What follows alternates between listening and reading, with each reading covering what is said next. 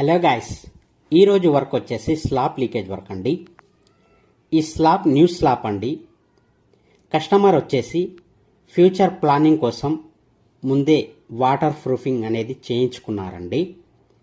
దీనికి ఫస్ట్ వచ్చేసి టోటల్గా స్లాబ్ మొత్తం వాటర్తో కడిగేస్తామండి. కడిగిన తర్వాత 2 కోట్స్ రూఫ్ గార్డ్ అనే కెమికల్ అప్లై చేస్తామండి. ఇది ఫస్ట్ కోట్ అప్లై చేస్తున్నాము.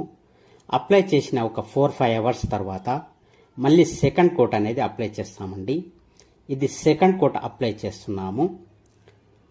విత్ గ్యారంటీతో సహా చేయబడును. కింద మా నెంబర్ స్క్రోల్ చేయబడుతుంది, కాంటాక్ట్ చేయండి.